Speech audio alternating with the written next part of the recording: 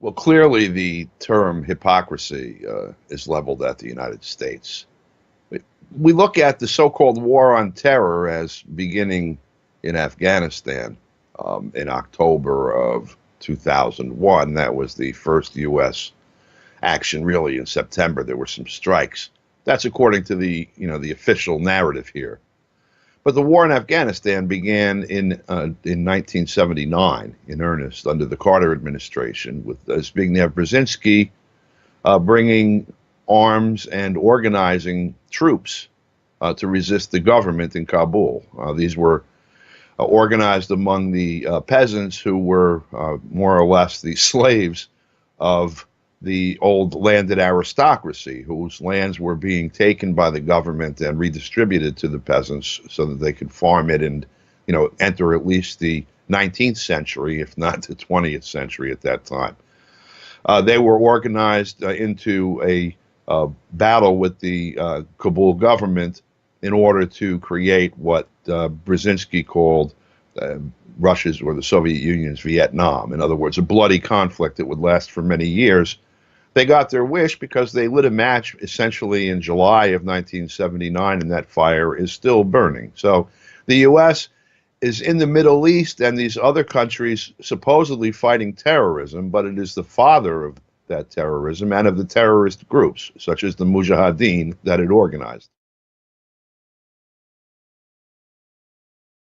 Absolutely. This is a gift that keeps on giving, in essence. What the U.S. did in Afghanistan in the 70s and 80s has been both copied from what the U.S. has done in other parts of the world, over its entire history, more or less. That is, putting the people on the ground at each other's throats and walking off with the gold. But in particular, in the Middle East, this was cloned. You had suddenly this great divide between Sunni and Shia, for example, that didn't exist for the hundreds of years since these two groups became separate groups, as inside the religion.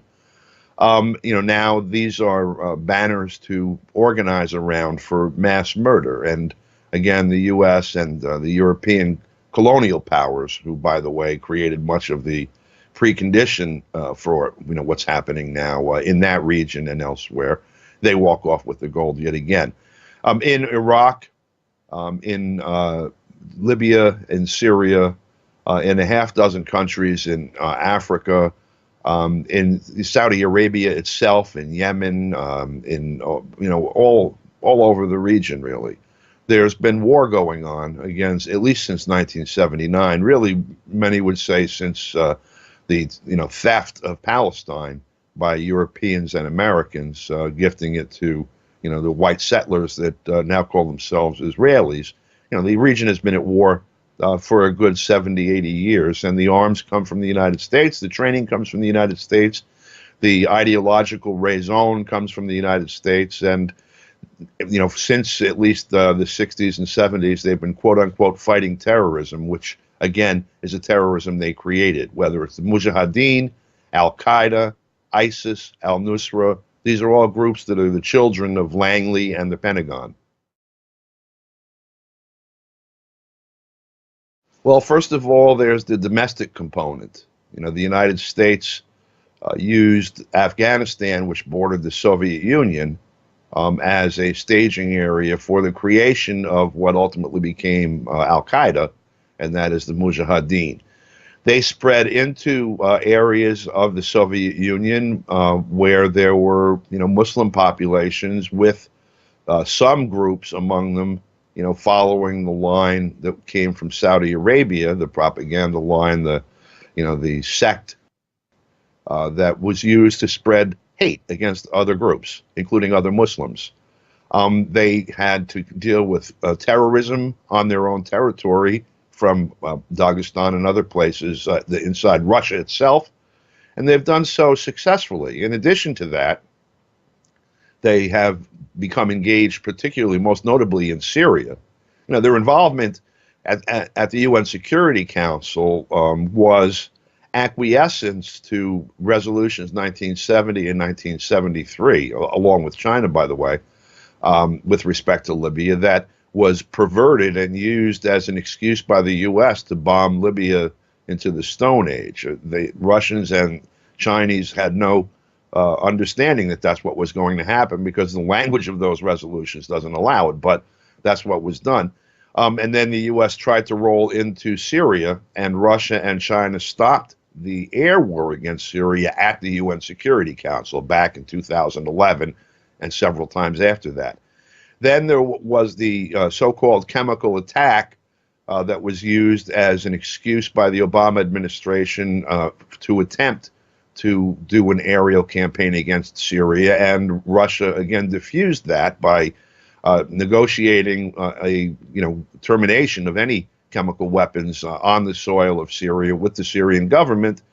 And then after that opportunity for the U.S. to go in and intervene as they did in Libya was quieted, the U.S. just stepped up their efforts. And so Russia finally, in September of 2015, at the request of the Syrian government, got involved in taking aerial attacks and providing aerial support to the Syrian government against the terrorist groups that were operating in Syria. Their role has been, in essence, to liberate the bulk of Syria's territory from the terrorists that the U.S., Turkey, Saudi Arabia, and Israel have backed in Syria, and return the land to the control of the Syrian government and the Syrian people. So that's pretty much been their role. In Syria most visibly, but around the region you're starting to see this. I think there's also an understanding among the neocons, for example, that if they were to try and start war with Iran, where Russia would stand on that, and also, by the way, China. So Russia is playing a very important role at this point in the fight against terrorism, and that role in very short term is fighting terrorists, actually fighting them and not using them as weapons. Inside the United States, there are multiple centers of power at the moment that are fighting over particularly this issue. For what it's worth, the incumbent president, when he ran for president, his campaign had a divergence from the policy of the previous presidents, going back to at least Carter, on the question of regime change. You could say going back to George Washington. And that was that the type of regime change that we saw in Iraq and in Libya, he mentioned specifically, and the type of policy being pursued in Syria, he said was not the policy that should be followed, and that he would no longer, he would reverse that policy. Now, whether he intends or intended to do that or not is a separate question, although there's some important indications of it. There are some shiny objects in the corner. Well, they bombed these 8 Syrian troops and they did this or that. But the material condition has changed on the ground dramatically in favor of the Syrian government and Russia. And I believe that's in part due to a change of activity and direction by the U.S. on the ground in Syria, with contradictions. On the other hand, there are people who developed this policy back with Brzezinski, and Kissinger in the 70s and even earlier, and that have been its champion and its executioners, more or less, in the period since, the last 40, 50 years since. They were represented by Hillary Clinton in the last election, and they are represented across the Congress.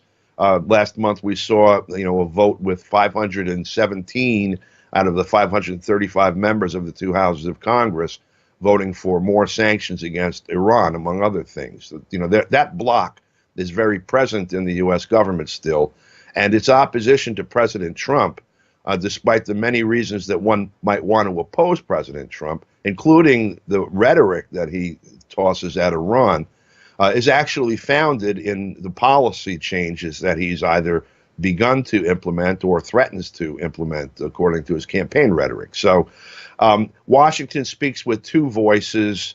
As frightening as it may sound, Trump may actually be the moderate voice on these things, not in terms of what he says, but in terms of the policy that he threatens to bring, that is the source of much of the opposition of the existing establishment, the neocons and the neoliberals.